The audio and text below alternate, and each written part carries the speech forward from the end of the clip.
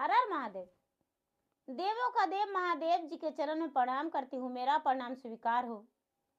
माता गौरी पार्वती के चरण में प्रणाम करती हूँ, मेरा प्रणाम स्वीकार हो।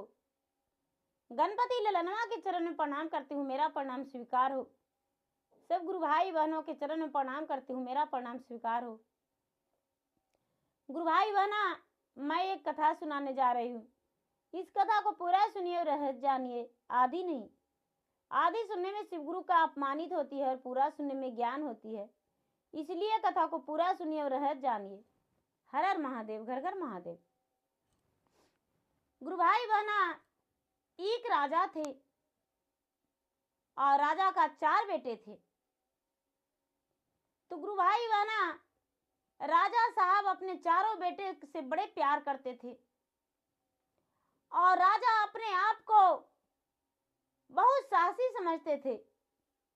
राजा भगवान भोलेनाथ के अनन्य भक्त थे,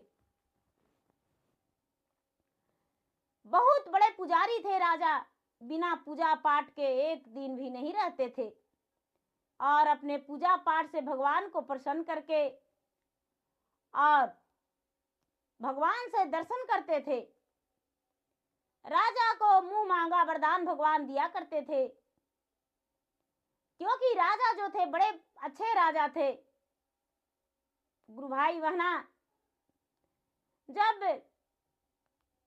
चारों बेटे जवान हो गया तो राजा साहब का जो उम्र था वो ढल गया और चारों का विवाह हो गया और 4 बहू घर में आ गई। तो गुरु भाई बहना, राजा साहब कहने लगे कि बेटा, मेरा राजपाट तुम ही संभालो, क्योंकि मुझसे अब राजपाट नहीं संभलेगा, मेरा उम्र जो है वो ढल गया। तो गुरु भाई बहना, बड़ा बेटा कहता है कि पिताजी ठीक है, राजपाट आपको संभालेंगे, लेकिन जब तक आप जीवित हैं तब तक अपना राजपाट आप संभालिए। तो गुरु भाई बहना, दूसरा बेटा कहता है कि पिताजी चिंता मत कीजिए, आपका राजपाट संभालने के लिए मैं तैयार हूं। तो गुरु भाई बहना, तीसरा बेटा कहता है हम संभालेंगे पिताजी को राज। चौथा कहता है हम संभाल लेंगे। गुरु भाई बहना, राजा साहब के चारों बेटा आपस में घमासान युद्ध करने लगा, क्योंकि लक्ष्मी को दूर करके और दरिद्रा को घर में प्रवेश होने वाला था। राजा के घर में विपत्ति आने वाला था। तो गुरु भाई बहना, चारों बेटे युद्ध करने लगे। राजा कहने लगे कि बेटा चिंता मत करो, चलो भोलेनाथ के पास और मेरे ये इंसाफ भोलेनाथ कर देंगे। गुरु भाई बहना, बड़ा बेटा है जो कहता है पिताजी आप अपना राजपाट इन तीनों में बंटवारा कर दीजिए, हमें आपकी राज से जरूरत नहीं, आपकी शरीर से मुझे मतलब है। गुरु भाई बहना, राजा साहब कहते हैं कि बेटा, मेरा बेटा तो चारों है, 3 का कैसे ले जाऊंगी भोलेनाथ के पास, चलो चारों चलो। गुरु भाई बहना, भोलेनाथ के पास कैलाश पर्वत पे चारों बेटे को लेकर और राजा पहुंच गए। उस समय भोलेनाथ ध्यान में लगे हुए थे और राजा उस समय पहुंच गए। राजा जब पहुंच गए तो कहते हैं कि अरे, राजा अपने चारों पुत्र को लेकर और महादेव के कुटिया में आ गए। पार्वती, बड़े शौक लगा पार्वती को। पार्वती कहते हैं महादेव से, महाराज ये राजा तो आपका अनन्य भक्त था और इसे तो मंदिर में दर्शन दिया करते थे, लेकिन आज कैलाश पर्वत पे चारों बेटे को लेकर और यहां भी पहुंच गया। गुरु भाई बहना, जब चारों बेटा वहां पहुंचा, राजा भी, तो महादेव ध्यान में लगे हुए थे गौरी सौके और गौरी महादेव को ध्यान तुड़वाए तो कहते हैं महादेव जी आओ राजन बैठो। गौरी उससे कहते हैं कि आप तो दर्शन दे दिया करते थे, फिर भी यहाँ आना पड़ा। कहते हैं प्रिय जो भी हिसाब होगा वो तो यहीं पे होगा, किस लिए आया है वो तो देखा जाएगा। बड़े प्रेम से भोलेनाथ उसे बैठाए और बैठाकर और गौरी से कहते हैं कि गौरी इन चारों को पांचों को पहले भोजन कराओ, मेरा अनन्य भक्त है, सारा दिन मेरा चरण पखारता है और सारा दिन मेरा भोग लगाता है, तो एक दिन तो इसे खिला ही सकते हैं। वो जो राजा थे, राजा हंसकर कहते हैं महाराज सारा दिन तो आपका ही दिया हुआ खाता हूं। गुरु भाई बहना पार्वती जो थे उनके लिए सत्य से उनके लिए पांचों के लिए भोजन बनाए और भोजन बनाकर उन्हें परोस दिए। राजा का चारों पुत्र और राजा बड़े प्रेम से भोजन किए कैलाश पर्वत पे। उसके बाद शंकर भगवान कहते हैं कि बोलो कैसे आना हुआ और इतना कष्ट क्यों उठाया, यदि तू कहता तो तेरे घर ही आ जाते।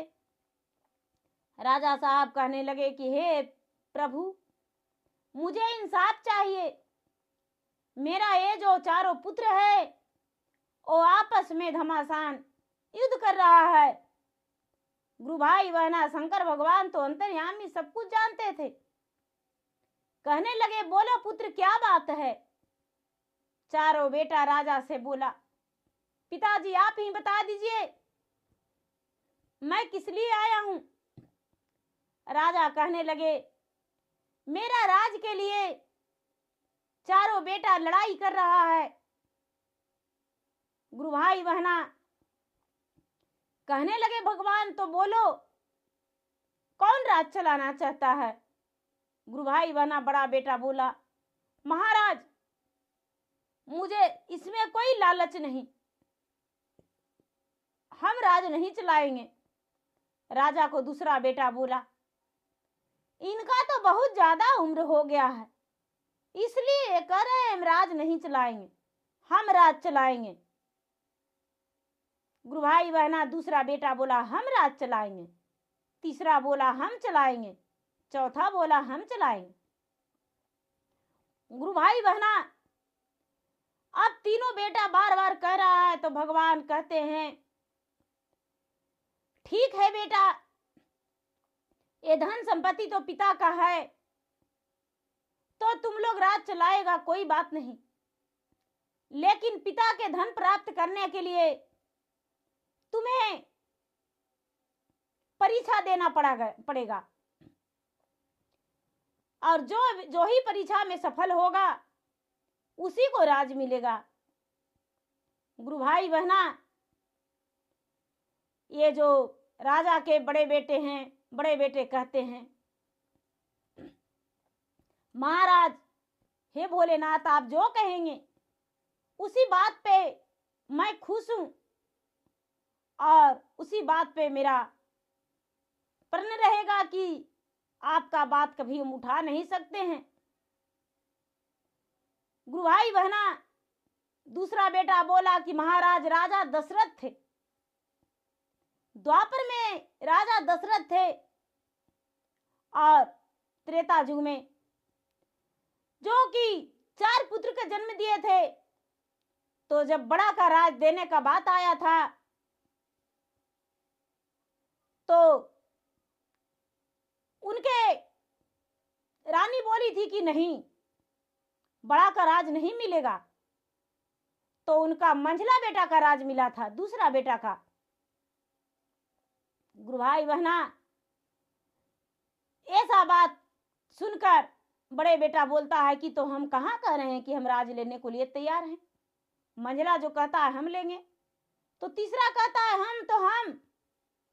गुरु भाई बहना भगवान बोले तो हे राजन मेरा विनती यही है कि चारों को लेकर वापस जाओ, लेकिन चारों को भारी से भारी परीक्षा देना पड़ेगा।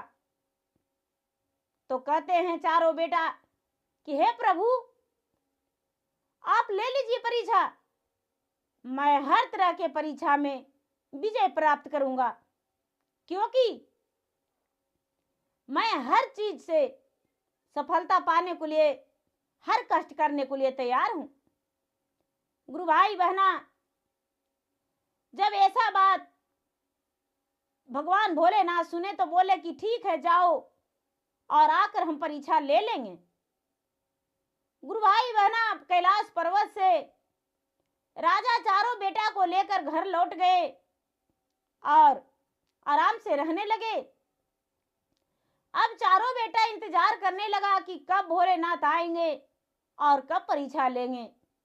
लेकिन गुरु भाई बहना, जब पूरे 1 महीना हुआ तो राजा का एक छोटी सी हल्की सी ईंट में चोट लगा और राजा मुंह के बले गिर गए और उनका दोनों पांव टूट गया। राजा बड़े जोर से चिल्लाए। गुरु भाई बहना, रानी उनकी थी, रानी धड़पड़ा के निकली और अपने पति के पास पकड़ने जा रही थी और उनके पास उनका खैरियत पूछने को लिए जा रही थी। रानी कुशलता पूछने को लिए जा रही थी कि रानी भी अचानक गिर गई और रानी का भी सर में चोट लग गया। सर में चोट लग गया और वो भी चक्कर खा के गिर गई, उसका सर फट गया। अब दोनों पति पत्नी घायल हो गए। गुरु भाई बहना, उस वक्त चारों बेटा घर पे थे। अब बड़े बेटे जो थे माता और पिता में दोनों में लटक गए और दोनों के एक ही बिस्तर पर लिटाए। गुरु भाई बहना, राजा का दोनों पांव टूट गया। अब राजा के बात आ गया कि वो बिस्तर पर ही सोए रहेंगे और उनका सेवा का भी जरूरत हो गया और उनका पत्नी भी जख्मी हालात में पड़ी हुई थी। गुरु भाई बहना, दूसरा बेटा राजा को कहता है, बड़ा राम बन के घूमने वाला करेगा बाप को सेवा, मैं तो ठेकने वाला नहीं हूं। बड़ा राजपाट त्यागने वाला है और बाद माता और पिता को चाहिए तो ठीक है, बाप को सेवा करेगा। गुरु भाई बहना, दूसरा बेटा कहता है कि ऐसा तो तीसरा बोलता है तो मैं कहाँ ठेकने वाला हूं। चौथा भी बोला, मैं कहाँ ठेकने वाला हूं। गुरु भाई बहना, भगवान तो परीक्षा इसको ले रहे थे। अब राजा जो थे, राजा का तो बस भगवान का परीक्षा था। गुरु भाई बहना, 1 सप्ताह बीत गया। राजा को प्रतिदिन बड़े बेटे हर काम छोड़कर और माता पिता को सेवा में लग गया और सेवा में लगकर और अपने माता को भी बिस्तर पे भोजन, अपने पत्नी को बोला कि प्रिय, मेरे माता पिता से बढ़ के तो कुछ नहीं है, सारा काम घर के निपटा के और मेरे माँ का संभालो और मैं अपने पिता को। गुरु भाई बहना, बेचारा अपने पिता को सेवा बहुत करने लगा। गुरु भाई बहना, एक साधु का रूप धारण करके भोलेनाथ आए और भोलेनाथ आकर दरवाजे पर भिक्षा मांगने के लिए तैयार हो गए। जब भिक्षा मांगने के लिए तैयार हो गए तो तीनों बेटा उस समय बाहर में बैठा हुआ था और भिक्षा मांगने के लिए भोलेनाथ जब तैयार हुए आए तो कहते हैं कि कुछ दान करो बचवा, कुछ दान करो, आयुष्मान भवा, कुछ दान करो, आयुष्मान भवा, कुछ दान करो। गुरु भाई बहना, ऐसा बात सुनकर ये तीनों पुत्र कहता है कि हे बाबा, मैं इस दान और पुण्य से तो तंग आ गया हूं, मुझे तो दान पुण्य करने का मन ही नहीं करता है। ये सब तो मेरे पिताजी करते थे और ये सब मेरे पिताजी करते करते बिस्तर पर गिर गए हैं। उनका जो है दोनों पांव टूट गया है और उनका बिस्तर पे ही पूरे दिन सोना है, रहना है। गुरु भाई बहना, भोलेनाथ राजा के पास आए और कहने लगे कुछ दान करो बच्चा, कुछ दान करो। गुरु भाई बहना, राजा ऐसा बात सुनकर बाबा को और बोला, हाँ बाबा हम दान करेंगे, कोई बात नहीं। अपने बड़े बेटे को कहते हैं, राजा बेटा सहारा से मुझे थोड़ा सा उठा दो, हम महात्मा को भूखे ऐसे नहीं जाने दे सकते हैं। बड़ा बेटा बोला, पिताजी आप चिंता मत कीजिए। गुरु भाई बहना, बड़ा बेटा सोने चांदी रुपये पैसे जो भी उनसे बन पड़ा बाबा को दान देने को लिए तैयार हो गया। गुरु भाई बहना, जो तीनों बेटे थे बाहर में बैठे, वो बड़े बेटे से जो भी दान कर रहा था वो छीन लिया और कहता इसमें तो मेरा हक है। भगवान भोलेनाथ अपना रूप में आकर कहते हैं कि धन हो, सारा जायदाद के मालिक इस राजा को बड़ा बेटा बनेगा और बड़ा बेटा ही राजा को धन का उत्तराधिकारी बनेगा, यही राजा बनेगा। और तुम तीनों नौकरों की तरह घर में रहोगे। अपने पिता के बात नहीं मानकर तूने बड़ा गलत किया है। मैंने बोला था कि परीक्षा लेने आएंगे, तो मैंने तो परीक्षा लिया तेरे माता पिता को कष्ट देकर। गुरु भाई बहना, राजा भी उठकर खड़े हो गए, उनका भी चोट का महसूस नहीं। रानी भी बिल्कुल खड़ी हो गई, पहले की तरह रानी का भी कोई चोट नहीं, कोई प्रकार का कोई कष्ट नहीं, रानी भी बिल्कुल ठीक हो गई। गुरु भाई बहना, भोलेनाथ हर हर महादेव करके जयकारी पूरा कस के लगाए। आयुष्मान भवा राजा,